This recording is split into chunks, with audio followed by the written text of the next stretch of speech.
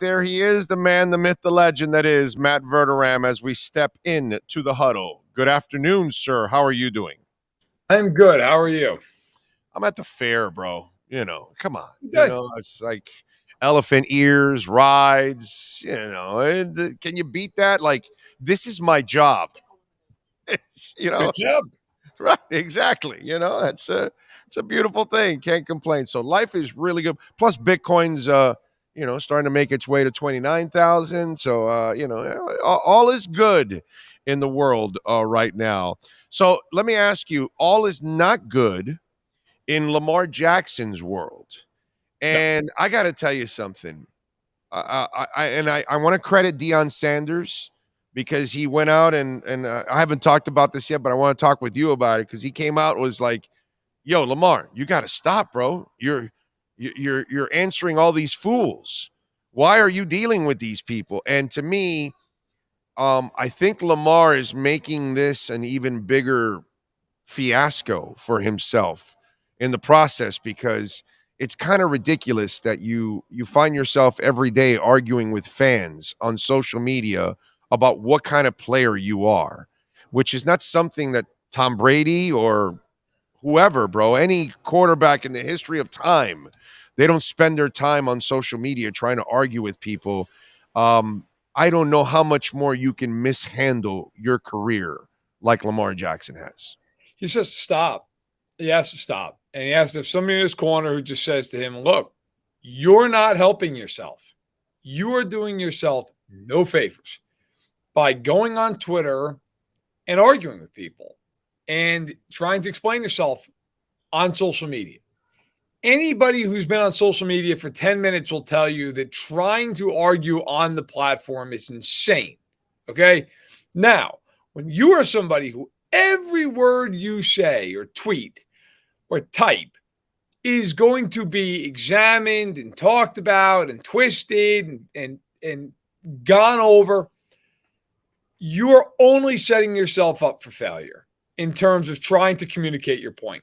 Amen. And so I think if you're Lamar Jackson, you need somebody not named Ken Francis in your corner talking to you, saying, man, enough. Get off of Twitter. Let somebody else handle that page. Get off Instagram, all of it. Go out, get an NFLPA certified agent. And by the way, to this point, because I've seen, and I've even had a few people ask me this, like a lot of fans will say, well, why do you push the agent thing? Why does it matter? Why does it matter? Look, Scott. It matters because in this case, especially, Quarterback. you need somebody who represents you when you are this much of a public figure. And not only in negotiations of contracts, but in negotiations of public opinion. He is failing miserably in both of those instances in getting a new deal and public opinion, and it's starting to become a major, major, major problem for him. I got two words for you. Bradley Beal. And I say that because do you know what happened with Bradley Beal with one of the fans that he's being investigated in and all that? Do you know anything about that? Yeah. Okay, Bradley is a great kid, and so is Lamar Jackson. But if you get into that swamp that is fans and people complaining, and you're going to argue with people in the stands, or you're going to argue with people on Twitter, it's going to trigger something, and then you're going to be put in a position that's not Bradley Beal, that he would knock the guy's hat off and tell him, hey, I don't play for your bet or whatever, which, dude, I totally understand Bradley Beal's frustrations. And I know that dude is a jagoff that was, giving Bradley Beal, some beef. But the problem is now Bradley Beal is in trouble because he got baited. And eventually, no matter how good of a person you are, you will get baited if you continue down this path. And I don't care who you are. We have watched people get in trouble with fans in the stands or on social media or anything that's along those lines.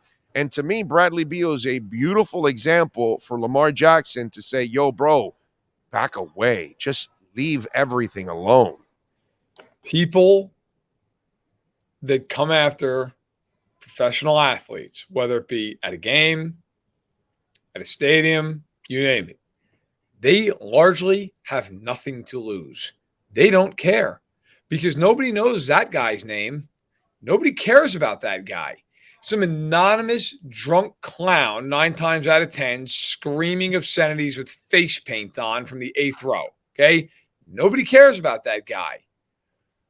Everybody's going to focus on the reaction from the athlete because A, cameras are all over the athlete all the time. And B, that's the star. That's the famous guy. I think a lot of times fans, especially in arenas, stadiums, they go way too far with the things they do. And a lot of times I don't blame the player for turning around and saying something. The problem is you're going to be the one who eats it. You're going to be the one who gets fined or suspended or has to apologize.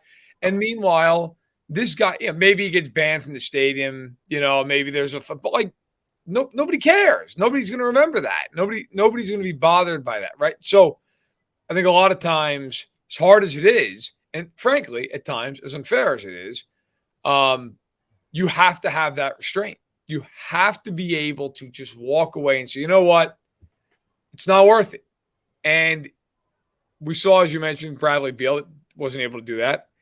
Lamar Jackson, not to that extent, obviously, but also has had trouble doing that on social media. Yeah. No, he's already he told the guy to eat a D already.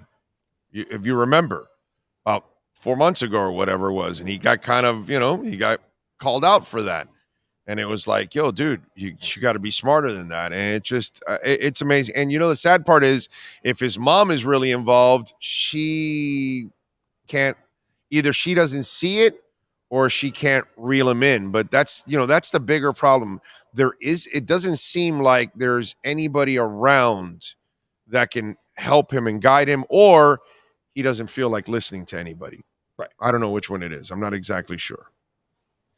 I think at some point here, whether he wants to or not, he needs to accept the fact that the way he's going about all of this is not working, because he's sitting without a long-term contract, and he can sit there and feel like he's not getting the proper value in contract offers from Baltimore. Lamar, you're not getting them from anybody. Right. Like nobody. Nobody's interested. You are on the market essentially with protections because of the tag. You are on the market. Nobody's offering you a contract. I mean, I think it's nuts. A team like the Commanders, who have screwed over their fans for 25 years and basically live down the street, aren't even interested in Lamar Jackson, but they're not. They're not. Well, because Matt, we also have to get to the realization of this too. It's not so much that you got to be interested in him.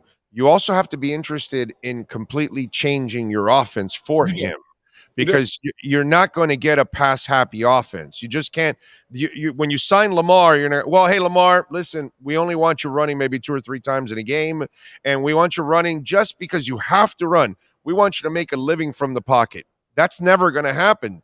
So Ron is going to have to be, well, yeah, no, I'm going to change my whole offense. We're going to go with a running offense now. And that's the trick. See, that's the beauty of Baltimore. And that's the beauty of John Harbaugh. He is married to it. He is more than willing to stay with that kind of an offense. You know what I mean? And that, let me tell you something, Matt, you know this, you cover the league enough. There aren't a lot of coaches, and there's certainly a lot of offensive coordinators that want to really coach that kind of an offense. No, I got to be honest. No, I mean, you're right. You're right. I think some teams ought to give it a shot based on the fact that they are no production, a waste of time as a contender. I mean, Washington I use as the example because they're 40 minutes down the Beltway, and they've stunk for a quarter of a century, and they have Sam Howell as a quarterback. Like, if I'm Washington, it's worth it, But you're right. I mean, you need to reinvent your offense. You need to spend upwards of $200, maybe $250 million in guaranteed money. You have to give away 2 first-round picks, and you need to be confident that the player you're getting is not a guy who's going to miss 5 games a year. By the way, and now you got to get rid of Sam Howell, because he can't run his offense. So if he does get injured, then you've got to change the offense for Sam Howell. You know what I mean? So it just becomes that's why Baltimore has two Pro Bowl, quarterbacks. Because when Lamar goes down, they have the other Pro Bowl quarterback that can run the same kind of offense. Tyler Huntley being a Pro Bowler is one of the all-time. I'll digress. Good for him. Look, I would say this though. This is one of these things because obviously everywhere I talk, we talk about Lamar and rightfully so. Of course, I don't know that this is going to be resolved before we get into training camp.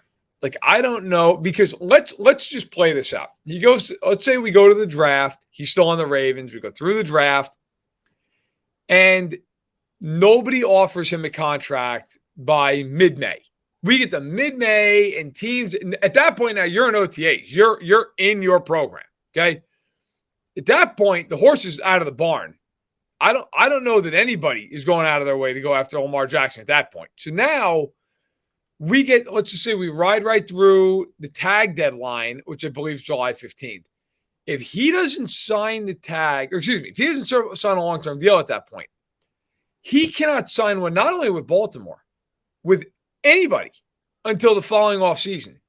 So if he's sitting there on August 1st and he hasn't signed the tag, they didn't come to an agreement, and he says, trade me. Baltimore's not going to trade him. I mean, they'd only be able to trade him on a one-year contract. Right, exactly. No team in the world's giving them 3 first-round picks for a one-year contract. So then if you're the Ravens, you're compelled to say, look, you're going to make $34 million on the tag this year. $32.4 million on the tag this year. We're going to wait this thing out because we don't think you're going to miss every single game. But what about this has been orthodox? What about this has been normal? Like, what if Lamar Jackson just says, to hell with you, I'm not showing up? I think that's what's going to happen, man.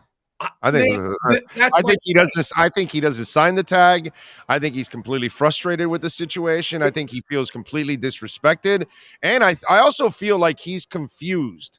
Like he's the only one in the entire league that thinks he deserves a fully guaranteed contract, and he doesn't really understand where owners are coming from. You just heard say, I don't have a problem with the money, but not the guarantees. That I have a problem with. And so there's a disconnect, and I feel bad for him because I think there's a level of a lack of reality for him right now, unfortunately, and that's where the agent might have brought a little bit more reality to the game. Yeah, and that was kind of my whole point. Was I really think we're headed toward a situation where he might just say, "I'm not playing. I don't care. I'm not going to play." And at that point, I don't know what you do because then. Like, if that happens, and look, this is a whole lot of assumptions, but if that were to happen, then you start looking at like, okay, he's missed time in 2 years. They didn't play for a season, and who is he coming back? I mean, if I were his agent, I would sit him down right now and say, look, if you want to wait till after the draft and see if a team strikes out in the draft and they want to come after you, fine. I don't think that's bad business. But let's set a deadline, Lamar. May 15th, okay? If you don't have an offer by May 15th, it is time to accept the reality that you're not getting the offer you want. You are not getting it. So let's go back to the Ravens. Let's kiss and make nice, and let's make the best deal we can make. Because if you don't sign a long-term deal with them, you are seriously risking your future. And I just don't know what the argument is at that juncture not to sign there. And the Ravens want to sign them. This isn't a thing where the Ravens don't want to sign him. They have tried to. So I just really think if he doesn't sign with them, unless he gets an offer that to this point has not been coming, I think he is doing himself an unbelievable disservice. I agree. So let me ask you this. Here's a trick question for you. Because you said May. So, Doggy, what happens in late April? And this thing's better and nobody's doing anything, and there are no deals out there. Nobody's offering anything. If you're the Ravens and you're going into this draft, dude, yep. Do you not just say, we got to take a quarterback here? We have no choice, because if this young man wants to hold out for the rest of the year, I know he's a Pro Bowler, but we can't really count on Huntley. So we got to go get ourselves a guy. So you're the Baltimore Ravens. do you go, okay, wait a minute. Yeah, at number 22, I might be thinking about a quarterback. Or in the second round, am I thinking, a quarterback? What do you do if you're Baltimore and you have no progress with Lamar at the end of April? I don't know that I would draft a quarterback based on where they are in the draft. Now, you could argue, hey, if Herndon Hooker's sitting there in the second round, do you take him? I I mean, would. I would too. I love I, him in the second round. God, that's I, a I would great too. project. That's a great project in the second Now, round. I don't know if he's getting the second round, especially that deep in the second round. Right. He's 25, coming off an ACL. So, like, those are the downsides. The upside is that kid can throw the football. And he's coming out of a system where he lit it up with Josh Heupel. But in any event, if I'm them and that situation presents itself, then yeah. Am I doing it in the first round? Probably not. But I will say this. If I'm the Ravens, I am absolutely thinking about, okay, so now what happens here if we get to whatever their artificial deadline is in their head, whether it's June or it's July? I mean, would they go out and sign somebody like Carson Wentz and say, all right, fine, that's the route we're going to go? Would they go out and sign? I think Matt Ryan is beyond the. Oh no, and isn't no, it was the other guy, Darnold, that signed with San Yes, Francisco. Wentz is still out there. You are Wentz is correct. out. Ugh. So I mean, Yeah. or would you go out and Bridgewater, and just say, look, I mean, you obviously Miami fans very familiar with Teddy. I think it's at least a thought. Now, I do think they would try to go as far as they could with Tyler Huntley. I think they believe they can win some games with him, and I think they can win some. But reality says, look, are you a playoff team with him? Probably not.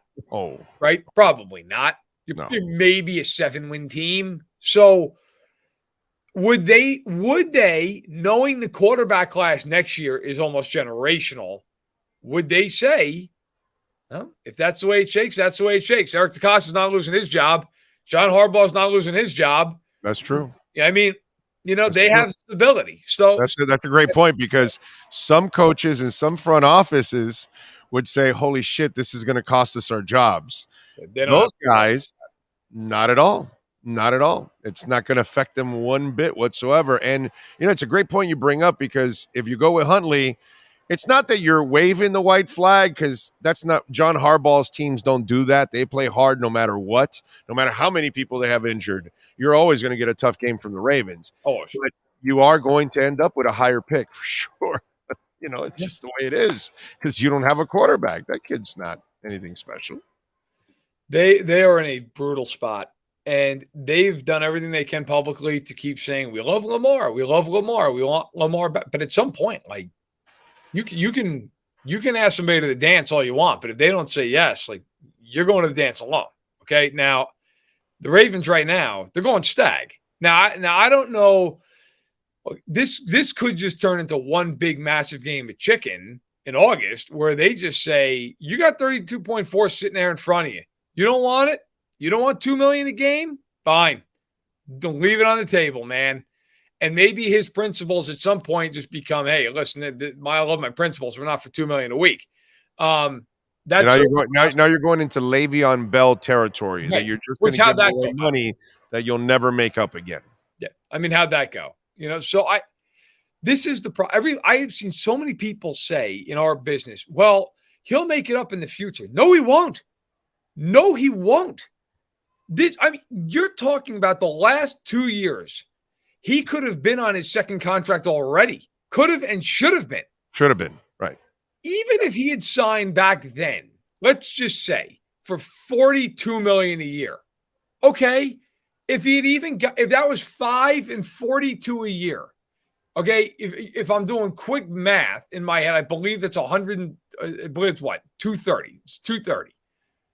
If he got 120 million guaranteed, he's generationally wealthy already. I know. And he's already working through his extension, like toward another contract. What he's doing is costing him not just some millions, tens of millions. Yeah. And it's not getting any better. And by the way, he comes back this year and he's forced to play on that 1 year and he blows out his knee. you could have had your deal 2 years ago that would have given you Yeah. all the guarantees, and then you blow out your knee, and guess what? Now nobody's going to want you after that, and then you're RG3 all of a sudden again, I mean, and he's making less money this year on the tag than Ryan Tannehill's making. Ryan Tannehill is making more money. Daniel Jones just got paid. Daniel Jones isn't half the quarterback Lamar Jackson is. It's not even close. and he's hitting 40. He's getting 40 a year. Like, this is, at some point, somebody just has to sit down with him and say, look, man, this is just nonsensical. What you're doing, you can think you're right all you want, but that's not paying the bills here. You're not right because nobody else agrees with you in the league based on action, not words. Right. Action. All right. Another thing that is going on in the NFL, the agreement, they want to play maybe a second Thursday night game for some teams and flex it in. This is as bad an idea as it gets. For years, I've said you need 2 bye weeks, one for every Thursday night opponent. That you have your bye week before the Thursday night. That way you have your 10 days. You play your Thursday, and then you have another 10 days to rest. And it's beautiful. And then you have your other bye week. You do this now, you are going to put some teams at some serious risk in the second half of the season. And while you're trying to showcase it, you could be ruining their playoff chances too at the same time because injuries and they're going to wear down and, all that kind of stuff that goes with it. For a league that says that they want to take care of the players, they constantly remind us that they don't give a shit about the players. It's one of the worst ideas I've ever heard from a sports league. And this is a league that enjoys calling its first playoff foray Super Wild Card Weekend.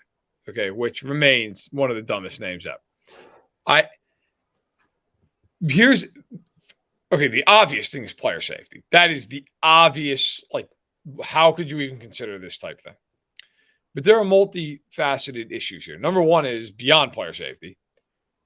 That's great for fans. I'm sure fans are going to love that. Hey, we got tickets to a game, coming into a game. Oh, by the way, now it's been flexed to Thursday night, which, of course, they've tabled until talks in May. If I was a fan with season tickets, I'd be furious. You're going to flex these games to Thursday night. What if – I know people that – and I'm sure you do too – that drive – hotel, plane tickets, everything, bro. Yeah. That's a whole day. That's an event. I don't know. Look, you flex a game to Sunday night. Okay, it's a weekend. I can live with it. Thursday night, that's brutal. Second of all, forget even the flexing part of this. Who are you going to put on these Thursday nights? Because now they have this thing where it's like, well, you can be on multiple Thursday nights, just regularly scheduled.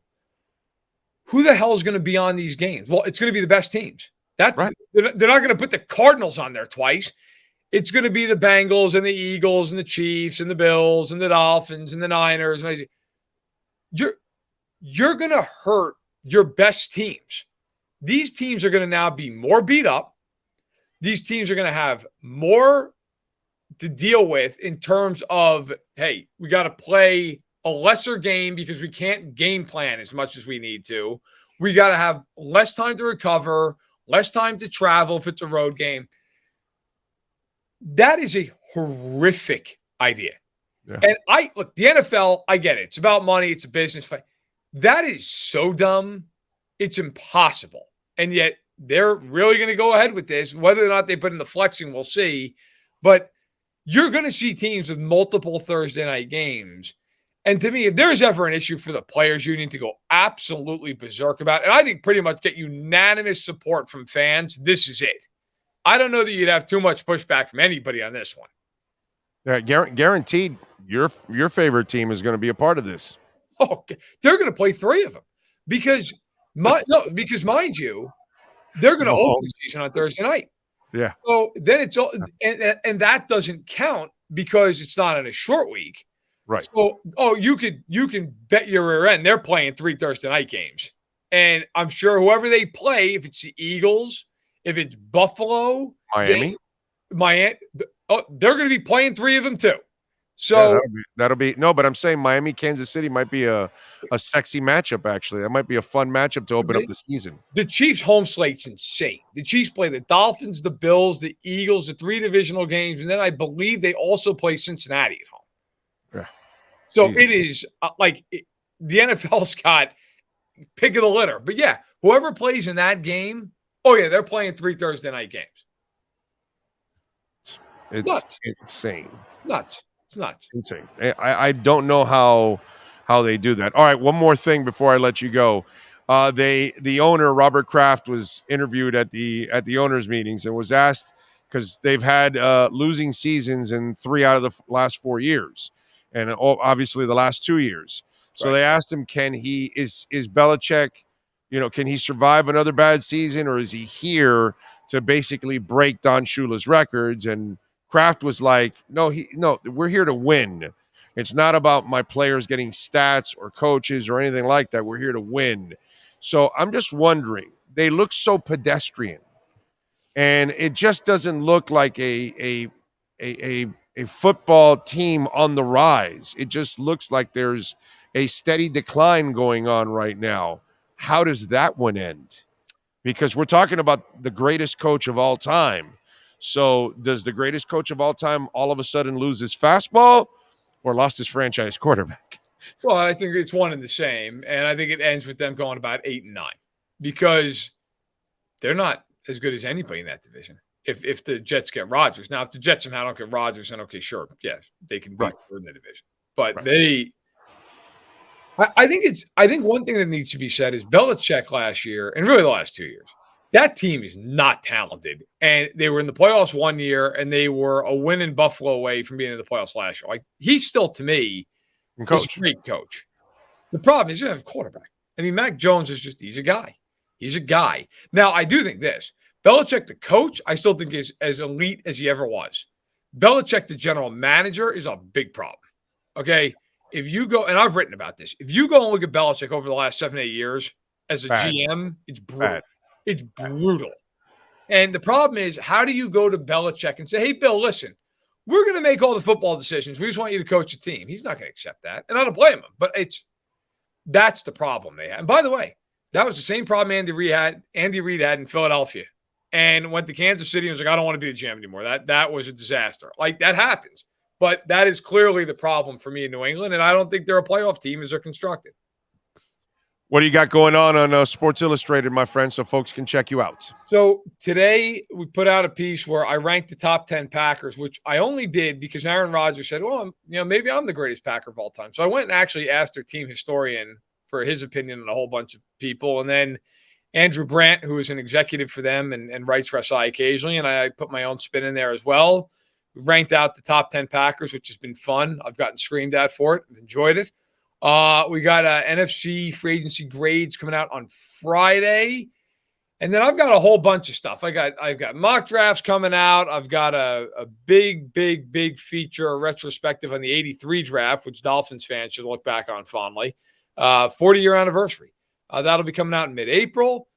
There's a lot of stuff. I can't even keep it all. I literally have a calendar pinned on my desktop so I can remember it all. But it's there. And if you follow me on Twitter and you follow SI and the MMQB, you won't miss it.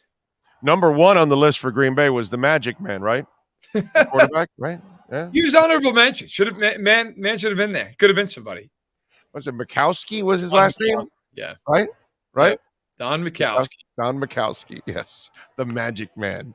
All right. Follow him on Twitter at Matt Verderame and catch his exceptional work there at Sports Illustrated. Matt, as always, thank you, my friend. We'll catch up next week. Enjoy the fair. Thank you, sir. Always. There you go.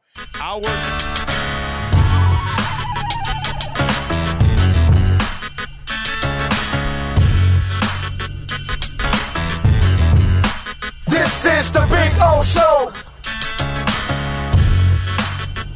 This is the Big O Show.